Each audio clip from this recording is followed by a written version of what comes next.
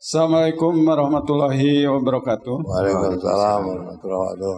Nama saya Pak Dudung dari Bandung, Ustadz.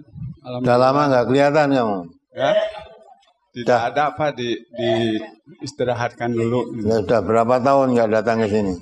Oh, udah 3 tahun Pak. Tapi alhamdulillah pertanyaan saya yang dulu masih diingat-ingat sama Al Ustadz. Langsung aja Pak ke pertanyaan. Ini Pak, masalah soal setan. Setan itu di surat Al-Baqarah surat 2 ayat 198 suka menggoda orang gitu untuk berbuat dosa. Atau di surat 7 surat Al-A'raf ayat 17 setan menggoda dari depan, belakang, dan dari kiri.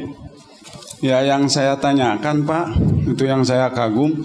Setan di surat Al-Ahqaf surat 46 ayat 28-30, setan suka mendengarkan bacaan Al-Quran dan menyuruh taat kepada kaumnya. Lalu di surat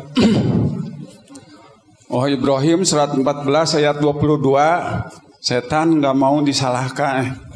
Jadi perbuatan jahat manusia itu adalah sendiri, kata setan.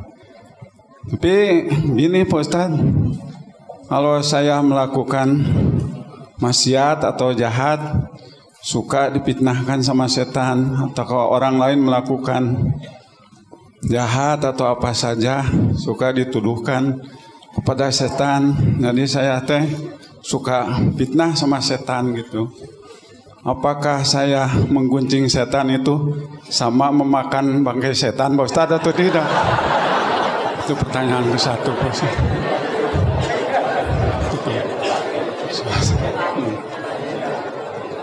Pertanyaan kedua Pak Ustadz, soal Asmaul Husna di surat Al-A'raf surat 7 ayat 180, nama Allah banyak. Sedangkan setahu saya orang awam, Allah itu Allahu Ahad, Allah satu. La ilaha illallah, tiada ilah, cuman Allah. Tapi yang saya tanyakan, mengapa nama Allah banyak? Itu Pak Ustadz, apakah benar Allah satu namanya banyak itu Pak Ustadz? Nah gitu ya. Itu pertanyaan kedua. Nah yang ketiga Pak Ustadz, mohon maaf ya, yang ketiga ya, soal neraka dan surga. Tiap tausiah Pak Ustadz suka ke bawah, suka disebut-sebut. Yang saya paling mengerikan itu Pak Ustadz, setiap orang yang dosa dimasukkan ke neraka itu sangat mengerikan dan sangat tersiksa. Saya merasa hidup ini nggak ada artinya kalau berbuat dosa. Itu ya Pak Ustadz. Nah, yang paling mengerikan di surat Al-Ahzab ayat 66. Di neraka itu dibulak-balik. Saya belum mengerti. Apa dibulak-balik itu sama malaikat? Malaikat Pak Ustadz di surga menyediakan tungku atau kate gitu. Lalu diisi minyak untuk menggoreng manusia gitu maksudnya. Sesudah masak sebelah, lalu dibalikan sebelah itu. Nah, lalu sesudah masak, semuanya seperti ibu-ibu menggoreng ikan mas gitu Ibu. Nah itu yang saya belum mengerti. Dan kalau sudah masak orang yang berdosa itu, apakah disimpan di almari makan di surga kayak di neraka itu Pak Ustadz? Nah gitu ya. Nah itu. Tapi Pak Ustadz yang paling saya kagum, paling saya mau itu surga. Di surga itu kalau orang yang berbuat soleh, matinya membawa amal soleh, dimasukkan ke surga Pak Ustadz. Di surat Muhammad surat 47 ayat 15, di surga itu, kalau yang masuk surga disediakan sungai-sungai, sungai besi, sungai air susu, sungai air madu, atau sungai air Homer yang begitu menikmatkan buah-buahan. Tapi bagi saya di surga itu Pak Ustadz, rupanya kurang lengkap kalau seandainya saya ada amal baik dimasukkan ke surga. Doakan saja sama semua yang hadir di sini. Semoga saya menjadi orang yang baik yang bisa mengamalkan dan dimasukkan ke surga. Katanya Pak Ustadz, di surga itu ada widadari yang sangat cantik sekali. Gitu. Saya itu di surga itu katanya ada ya widadari yang 100 kecantikan dari wanita di dunia. Saya kalau dimasukkan ke surga Pak Ustadz, mau widadari, kalau saya meminang widadari tidak akan ditolak Pak Ustadz. Itu karena kalau ditolak meminang widadari ya saya sangat sakit sekali Pak Ustadz. Upaya kalau masih ada dunia, masih mau kembali ke dunia. Karena maaf sugan menjelekan istri saya, biar sekarang dibawa ke sini. Kalau istri yang saya itu Pak Ustadz, kadang-kadang menyenangkan, kadang-kadang tidak. Pak Ustadz, menyenangkannya gini Pak Ustadz, kalau saya banyak rezeki dikasih, inilah suami setia sambil surah seri Pak Ustadz, ya mau ditambah lagi gitu. Tapi tidak menyenangkannya kalau saya sedang sedikit rezeki dikasihkan sama dia, inilah suami payah itu. Sampai bibirnya Pak Ustadz monyong-monyong saya gitu. Matanya merah seperti akan menerkam gitu Pak Ustadz. Nah ini Pak Ustadz mohon dijawab ya yang tadi. Dan Pak Ustadz, saya lupa lagi.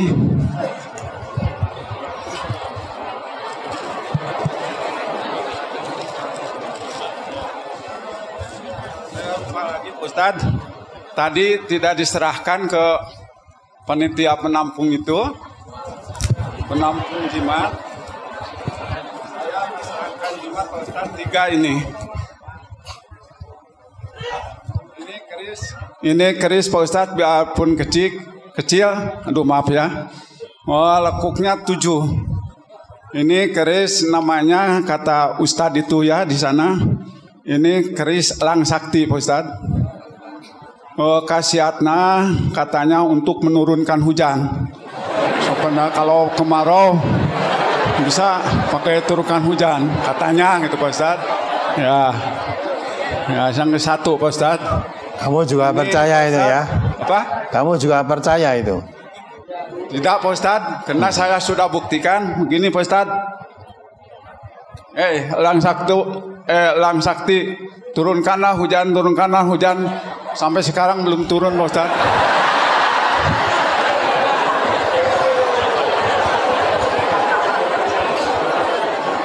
Lalu kedua ini Pak Ustadz, ini wapak Rebo Wakasan. Ini kata ajengan itu kalau Rebo Muharram terakhir supaya direndam dalam air. Yang maksudnya ya, inti khasiatnya untuk mencegah penyakit yang 70.000 Pak Ustaz.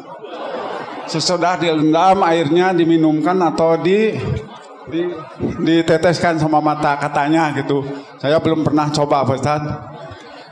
Nah kalau ini Ustaz jadi 3. Ini sabuk anti lanak Pak Ustaz. Anti apa? Sabuk anti lanak. Maaf ya riwayatnya gini Pak Ustaz, saya beli dari ajengan dulu. Maaf ya di sana. Maaf ibu-ibu ya.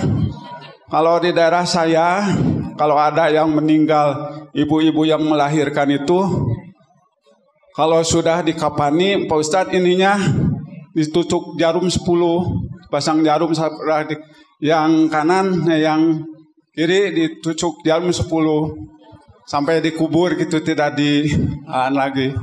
Kata ajengan saya tanya, untuk apa itu dipasang jarum? Supaya dia kalau sudah dikubur, kalau mau keluar gitu, berjalannya sakit, kayak Pak Ustadz itu, tidak gentayangan. Itu Pak Ustadz.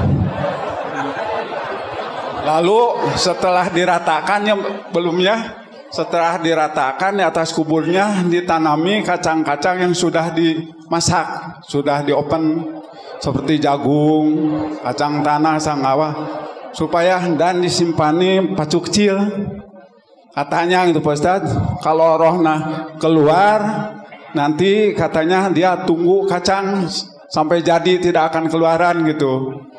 Nah, yang ketiganya Pak Ustadz, kalau di daerah itu suka pukul kentongan dan nensung 7 hari. Dari mulai jam 5 sampai jam 6. Sampai sekampung itu, sampai kalau kedengaran saya ini merinding. Semua pukul kentongan semua. Bapak-bapak dan ibu-ibu tidak bisa keluar, lagi anak-anak gitu takut. Ya saya saking takutnya supaya beli ini, kata Ustadz itu. Ya saya beli ini dulu Pak Ustadz tahun 60-an. Tahun 60 dulu Pak Ustadz masih ada ya. Nah supaya dipakai. Tapi saya pakai juga Pak Ustadz, tetap saya merinding. Itu maka kena tidak percaya kalau menambah-nambah musyrik, ya saya pasrahkan saja yang 3 ini ke Bapak Wadi. Yang 3. Nah gitu ya. Mungkin Pak Ustadz pertanyaan saya segitu. Mohon maaf atas kelancangan saya, dan kalau saya ada kesalahan ke semua saudara saya yang datang di seluruh Indonesia, mohon maaf yang sebesar-besarnya.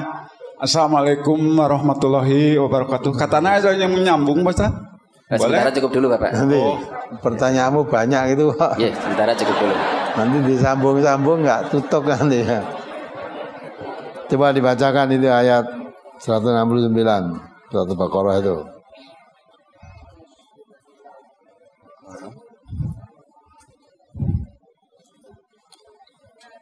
Yang pertama di surat Al-Baqarah ayat 208. A'udzubillahi minasyaitonirrajim. 169. Oh, mohon maaf.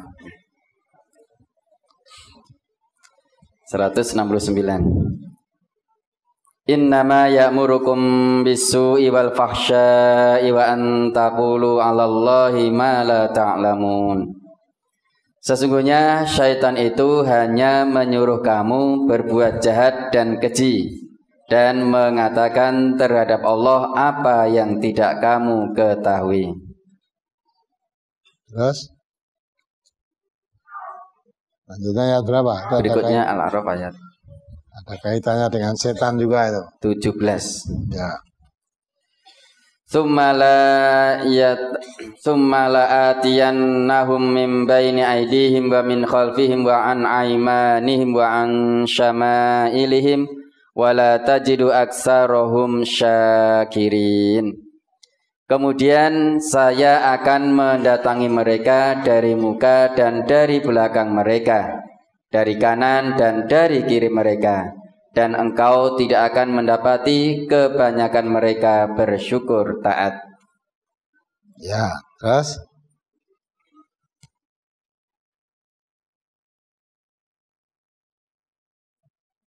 berapa lagi yang gak ada hubungannya dengan setan itu? Surat ke 46 ayat 29 28 sampai 30 Ustaz. Falaula nasarahumul ladzina takhadhu min dunillahi qurbanan alihah fadallu anhum wa dzalika ifkuhum wa ma kanu yaftarun wa id sarafna ilaika nafaram minal jinni yastami'una al-Qur'an falamma hadaruhu qalu ansitu falamma qudiya wallau ila qaumihim mundzirin qalu ya qaumana inna sami'na kitaban unzila min ba'di Musa musaddiqan lima baina yadayhi yahdi ilal haqqi wa ila tariqim mustaqim. Maka mengapa yang mereka sembah selain Allah sebagai Tuhan untuk mendekatkan diri kepada Allah tidak dapat menolong mereka? Bahkan Tuhan-Tuhan itu telah lenyap dari mereka. Itulah akibat kebohongan mereka dan apa yang dahulu mereka ada-adakan. Dan ingatlah ketika kami hadapkan serombongan jin kepadamu yang mendengarkan Al-Quran. Maka tatkala mereka menghadiri pembacaannya, lalu mereka berkata, diamlah kamu untuk mendengarkannya. Ketika pembacaannya telah selesai, mereka kembali kepada kaumnya untuk memberi peringatan. Mereka berkata, hai kaum kami, sesungguhnya kami telah mendengarkan kitab Al-Quran yang telah diturunkan sesudah Musa, yang membenarkan kitab-kitab yang sebelumnya, lagi memimpin kepada kebenaran dan kepada jalan yang lurus.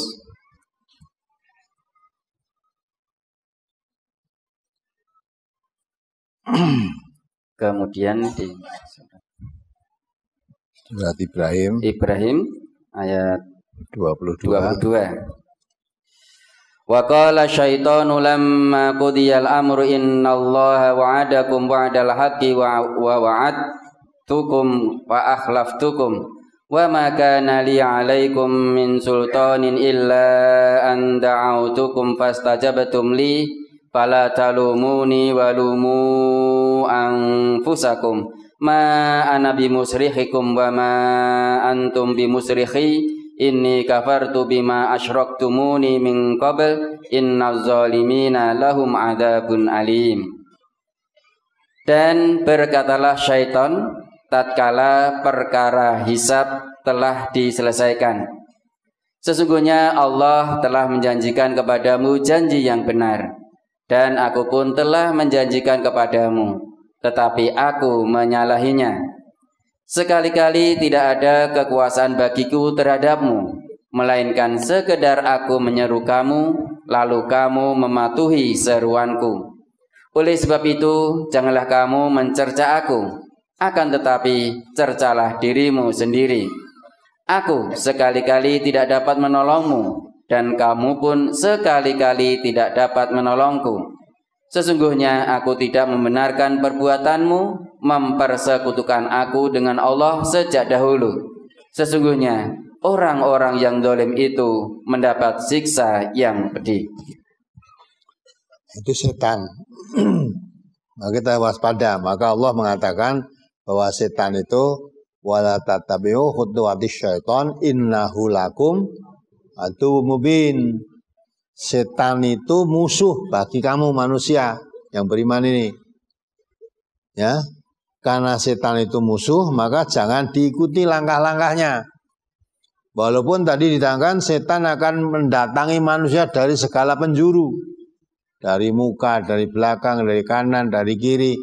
Untuk berbuat apa? Innama ya'murukum bisu'i wal fahsya. Setan itu selalu menyuruh manusia, mengajak manusia berbuat jelek dan berbuat keji. Innama ya'murukum bisu'i wal fahsya. Ya, dan surat Al-Baqarah tadi ya. Jadi setan itu dimanapun nggak pernah mengajak baik. Dan bisa membujuk manusia ini kalau nanti sudah mau terbujuk ikuti setan walaupun bujukannya sangat menarik. Karena setan itu bisa memandang, bisa menjadikan manusia memandang perbuatan jelek itu tampak baik. Coba dibaca surat Al-Hijr ayat 39. Sebetulnya perbuatan itu perbuatan jelek, tapi didatangi oleh setan dari kanan, dari kiri, dari muka, belakang, ya, menunjukkan bahwa perbuatan yang diserukan setan itu perbuatan baik. Surat Al-Hijr, surat ke-15 ayat 39. Qala rabbi bima aghwaytani la uzayyinanna lahum fil ardi la ughwiyannahum ajma'in illa ibadaka minhumul mukhlasin.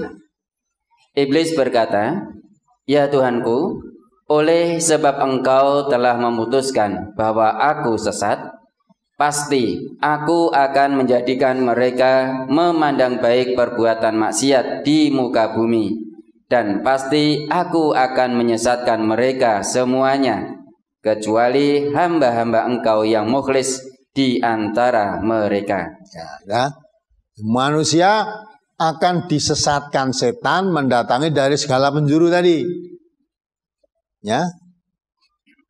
Dan selalu akan menyimpangkan manusia dari jalan yang lurus. Kecuali hamba-hambamu yang mukhlis. Hamba Allah yang mukhlisin lahuddin, itu setan nggak bisa, nggak mampu membujuk mereka. Tapi selain hamba Allah yang mukhlisin lahuddin, semuanya akan tergoda oleh setan. Setan menjadikan yang jelek itu tambah baik. Maka Nabi kita mengatakan hujibatun nar bisyahwat, hujibatil jannati bil makarih. Jalan menuju neraka itu dihiasi oleh setan. Hal-hal yang menggembirakan, penuh daya tarik. Itu jalan menuju neraka itu orang sangat bergairah lewat jalan itu. Karena penuh daya tarik tadi. Sedang jalan menuju surga ditutup-tutup oleh setan, dipenuhi dengan hal-hal yang membosankan, yang tidak menyenangkan. Ya. Itu jalan menuju surga harus sholat, harus puasa, harus zakat. Ya, wong golek duit angel bareng entuk suruh zakat. Nah, itu kan membosankan. Bangun-bangun waktu subuh, ngantuk-ngantuk dipanggil suruh sholat. Nah, maka setan mencari alasan supaya manusia itu tidak mau melakukan. Maka selalu innama ya'murukum bisu, menyuruh kamu berbuat jelek. Tetapi perbuatan itu sebenarnya jelek dijadikan setan, dihias-hias menjadi baik. Manusia tertarik. Maka jalan menuju neraka itu penuh daya tarik. Artinya penuh hal-hal yang menyenangkan. Seperti tadi, ada hamil, belum nikah, itu kan punya daya tarik kuat itu. Ya, rapopo itu. Jadi nanti setelah itu kejadian, nanti setannya masih menggembirakan lagi. Udah rapopo nanti kalau hamil tanggung jawab gitu aja udah. Nah, jadi seolah-olah wanita yang diajak tadi, padahal kalau hubungan seksual belum nikah resikonya hamil itu mesti sudah tahu. Nanti walaupun tidak kamu berbuatnya tidak ada orang yang tahu, akhirnya apa yang kamu kandung di perutmu akan berbicara sendiri, kan membuat pengumuman. Ya, orang akhirnya tahu. Loh, orang itu perutnya sekarang sudah besar, kenapa? Memberitahu sendiri. Ya, memberitahu. Nah, nanti orang yang banyak bicara-bicara, ora, setannya bisa menutup lagi. Saya ini banyak rodo lemu sekarang. Hanya hamil nih.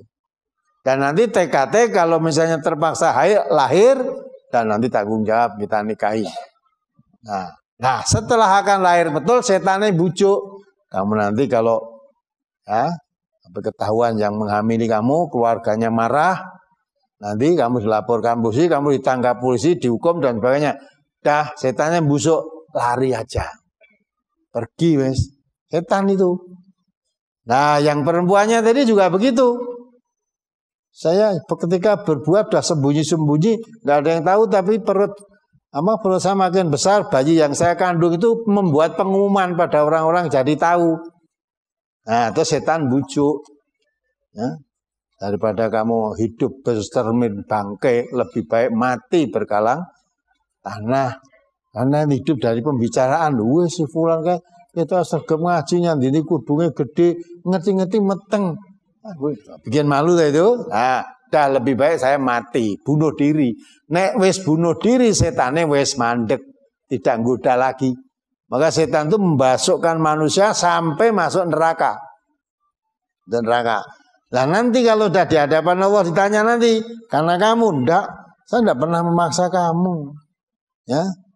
Saya punya kekuasaan apa memaksa kamu? Hanya saya mengajak kamu mau. Memang dasarnya kamu sudah mempunyai dasar seperti itu.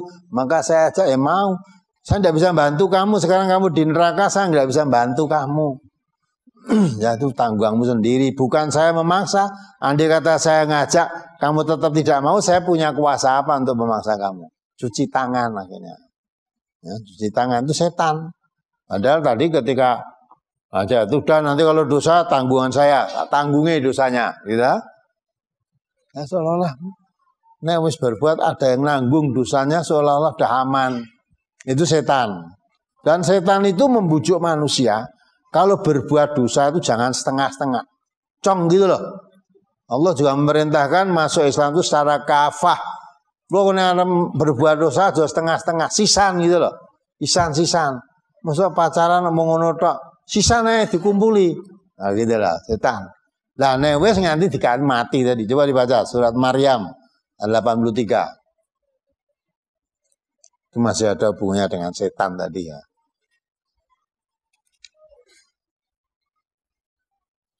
Surat Maryam surat ke-19 ayat 83. Alam taro anna arsalna syayatin 'alal kafirina ta'uzuhum azza. Tidakkah kamu lihat bahwasanya kami telah mengirim syaitan-syaitan itu kepada orang-orang kafir untuk menghasung mereka berbuat maksiat dengan sungguh-sungguh. Jadi berbuat maksiat itu aja setengah-setengah, sungguh-sungguh gitu loh. Cucuk, masa berbuat maksiat itu setengah-setengah, tenanan sehingga cucuk sing dadi maksiat tadi. Nah kalau sudah terkena akibat nanti dah seperti tadi surat apa tadi yang nerangkan itu, nanti dia cuci tangan. Enggak, saya tidak pernah memaksa kamu. Ya. Padahal dulu katanya kalau dosa kamu mau menanggung, saya nggak bisa menolak siksa dari Allah, saya nggak punya kuasa apa-apa. Dah cuci tangan sendiri. Ya, akhirnya orang yang dibujuk setan mau, ya janji ya sudah. Ternyata kamu di sini lepas tangan. Nanti kalau kita kembali ke dunia, saya tidak akan mau mengikuti ajaanmu lagi. Kapan bali neng dunia? Nah, saking gregetan yaitu dia minta kepada Allah, ya Allah, saya berbuat begini karena diajak oleh setan itu. Maka kalau demikian, kalau saya harus disiksa, tolonglah lipatkan 2 kali lipat ganda siksaan dia yang diberikan itu daripada saya. Saya cuma diajak, disuruh, ya saya minta siksanya dilipat gandakan. Tapi Allah katakan semua akan tersiksa sama. Yang diajak maupun yang ngajak semuanya sama hukumannya. Ya, maka semua setan itu akan menguasai manusia. Kecuali hamba Allah yang mukhlis tadi. Kalau mengikuti setan maka akan jadi bolanya setan. Dibaca surat Mujadalah ayat 58.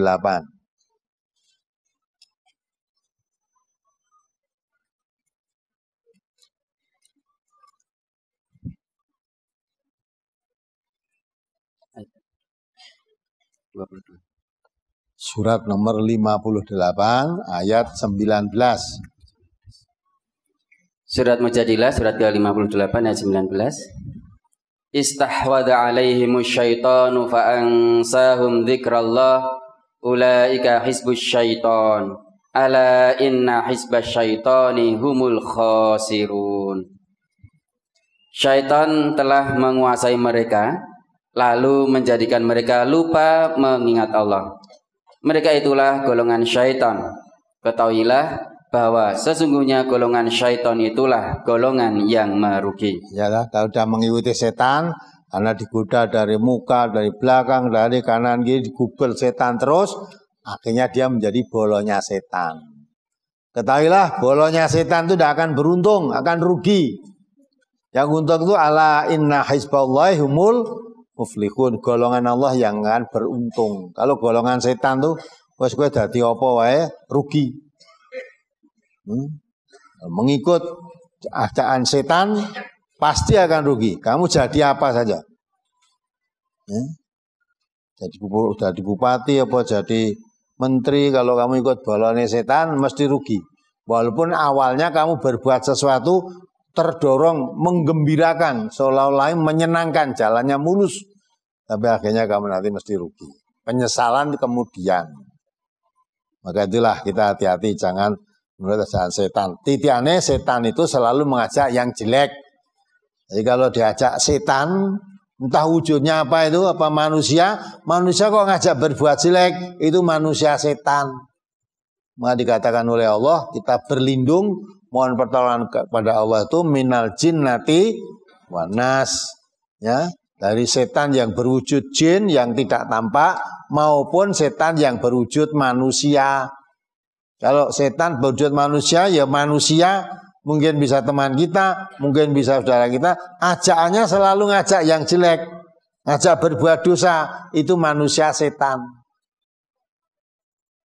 Maka jangan mau.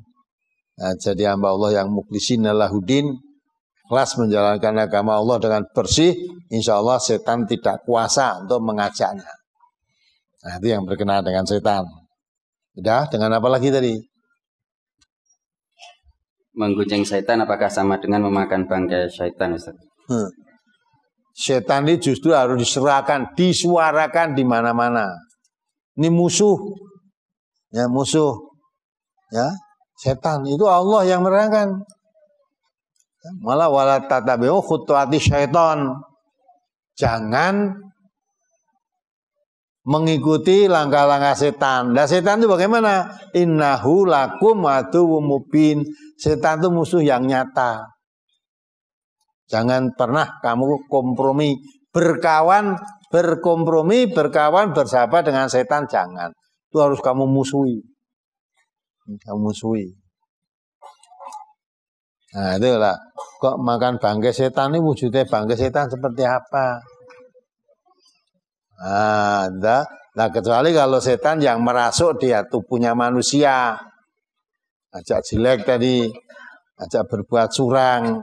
Itu manusia setan, manusia yang kerasukan setan. Itu ya. Itu tidak boleh. Kalau sudah mati, manusianya jangan disebut-sebut. Orang mati itu kalau yang mau disebut-sebut kebaikannya, nggak boleh nyebut jeleknya. Mungkin dia punya jelek, tapi tahu-tahu, siapa tahu dia sebelum mati sudah bertobat, oleh Allah dosanya sudah diampuni, kita ngertinya jeleknya saja. Akhirnya membicarakan jeleknya, padahal orang itu sudah diampuni oleh Allah di surga, malah kita mengenang jeleknya saja. Maka kalau manusia nggak boleh kita menyebut-nyebut jeleknya orang.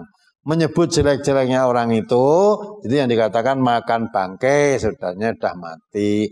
Kalau jeleknya setan memang harus selalu disuarakan. Setan tidak pernah ngajak baik. Tidak pernah ngajak baik. Dah cukup? Kemudian kenapa nama Allah banyak? Jangan kenapa, itu Allah yang bernama. Nama Allah tidak hanya satu. Nama Allah berapa? 99 yang dia sebut Asmaul Husna. Nama Allah yang baik, termasuk Ar-Rahman, Ar-Rahim, ya. Al-Majid, ya. Itu semua nama-nama Allah yang baik. Justru kalau kita berdoa mohon kepada Allah, suruh menyebut nama Allah yang baik itu. Misalnya ya Allah boleh, ya Rahman boleh, ya Rahim boleh, ya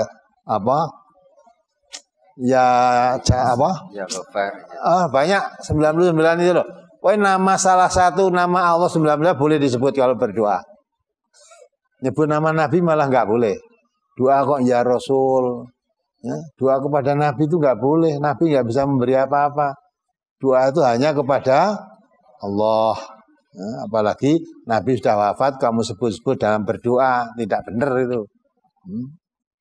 Nabi tidak bisa mengabulkan apa-apa. Sudah wafat beliau. Kalau Allah tidak pernah meninggal terus. Maka sampai Nabi mengatakan kalau kamu memohon sesuatu, mohonlah kepada zat yang tidak pernah tertutup pintunya. Jam berapapun diketuk pintunya, diperhatikan. Maka Allah mengatakan, ud'uni astajib lakum. Mohonlah kamu kepadaku kapan saja, waktu apa saja, Allah akan mengabulkan doamu. Tapi nama Allah itu 99, tidak hanya satu. Apalagi? Yang dimaksud dibolak-balikkan ketika di dalam neraka, Ustaz. Dibolak-balikkan itu maksudnya ojo kok dibolak-balikkan yang mateng terus dipangan. Bolak-balikkan seperti goreng tempe apa goreng apa. Maksudnya ya orang dibakar di neraka itu semuanya tubuhnya semua terbakar. Sampai dalam Al-Qur'an diterangkan kalau bahan bakarnya itu kan manusia dan batu. Ya, setiap kulit manusia dibakar habis, tumbuh kulit yang baru. Tidak pernah bahan bakar api neraka tidak pernah mati karena bahan bakarnya habis. Kalau bakar di dunia ini bakar kayu-kayunya habis mati. Kalau sana tidak pernah habis, bahkan bahan bakarnya manusia. Tapi manusia di neraka tidak bisa mati, dibakar sampai kulitnya habis, tidak bisa mati, tumbuh lagi yang baru. Itu menunjukkan bahwa sakitnya neraka itu tidak ada istirahatnya. Ya. Kalau kita misalnya dianiaya, dibakar, mati kan wes sudah mati rasa sambat ya apa-apa kan diambil. Lah di sana sudah tidak bisa mati lagi. Ya. Maka nanti neraka ususnya itu keluar. Dia sambil berenang-renang, merintih, minta tolong. Dia merasa seolah-olah nih, siksa neraka yang saya derita ini dengan keluar ususnya membrodoli semua itu yang paling berat.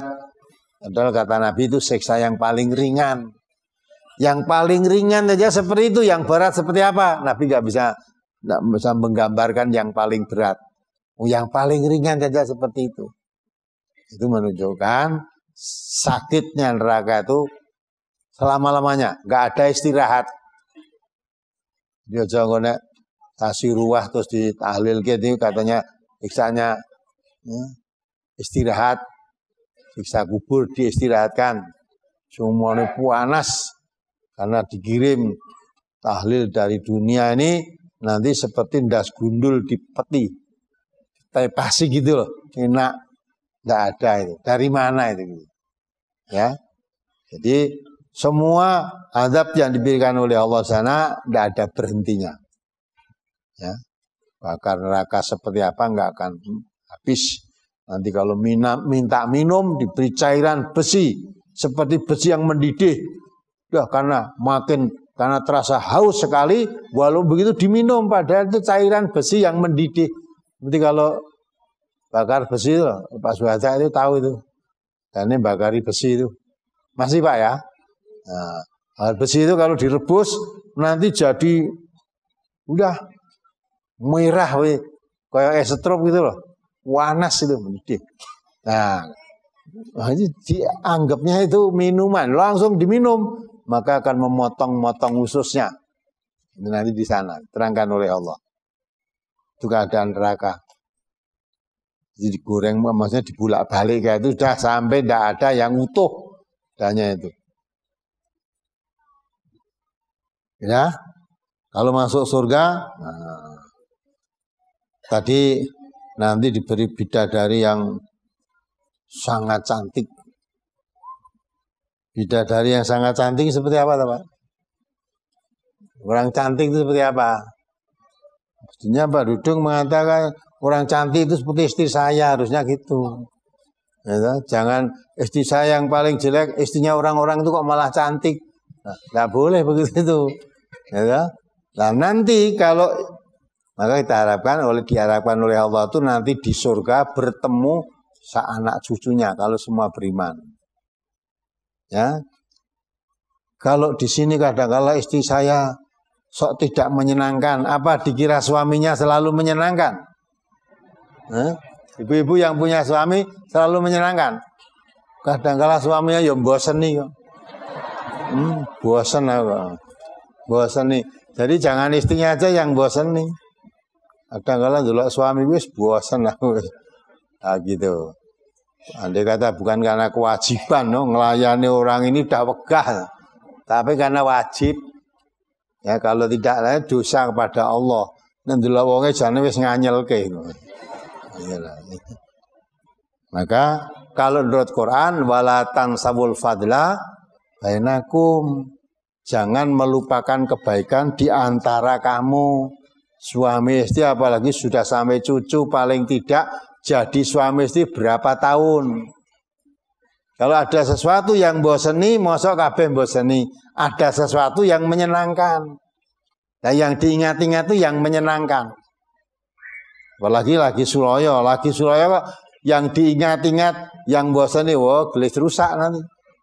Ya, kalau sedang selisih, diingat-ingat kebaikannya. Oh ya istri saya, ya walaupun saya gaji tidak cukup, ya kadang-kadang itu, tapi setia menemani saya. Hidup ini kebaikannya banyak, ya. Nah, suami juga begitu, walaupun kadang-kadang bosan ini, ya suaminya itu bagaimanapun juga ya ada kebaikannya. Nah dalam hal Ini Quran mengatakan jangan dilupakan kebaikan antara kamu. Suami mengingat-ingat kebaikannya istri, istri mengingat-ingat kebaikan suami. Kalau nanti akan andai kata mau cengkah, mau cerai, tidak jadi wong ya diingat-ingat kebaikannya. Nah, masa sampai punya cucu raneng ape belas ya tidak mungkin ya. Nah, ingat-ingat. Apalagi tidak mengingatkan kebaikan istrinya, malah pernah dilurui tetangganya istrinya dengan ramah itu sing diingat-ingat malah kui.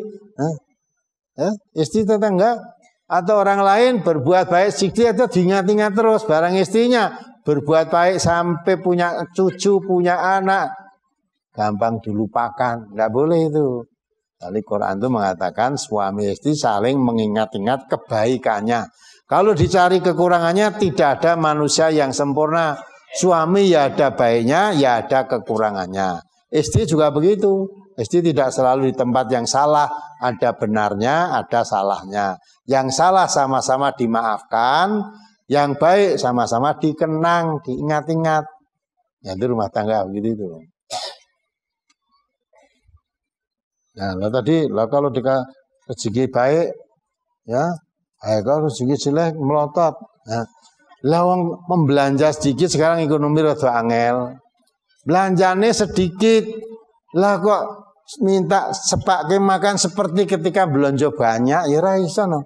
Itu. Kalau kemarin dikasih ya uang dari uang belanja sehari 100, wah mungkin ada makannya, ada tahu, ada. Lah bareng mung selawe. Saiki tempe siji 1000 ya. Adi tukok apa iki? Wis Pak, ya belanjanya hanya cukup. Ini makanya ya sekedar untuk asin-asin kasih garam saja Pak. Itu enggak usah pakai gereh asin kasih garam. Ya biar rada dicolok lombok sedikit jadi tidak asin dengan pedas. Ya sudah. Oh ya Bu, ya menyadari saya memang memberi belanja tidak sebaik yang dulu. Ya udah yang penting ada makanannya kita makan. Kita bersyukur pada Allah. Ya alhamdulillah walaupun dengan gereh apa dengan uyah dengan bisa makan alhamdulillah disyukuri. Kalau syukur dengan yang sedikit tadi syukur Allah janji akan ditambah yang banyak. Ya. Karena bil qalil ya'tikal kasir. Syukuri yang sedikit akan datang kepadamu yang lebih banyak. Lain syakartum lazidanakum. Kalau beri nikmat oleh Allah mau bersyukur, Allah akan menambah kenikmatan itu. Walain kafartum tapi diberi nikmat kok tidak syukur, kufur. Ancaman Allah bukan akan ditambah nikmat tapi inna azabi lasyadid akan datangkan azab.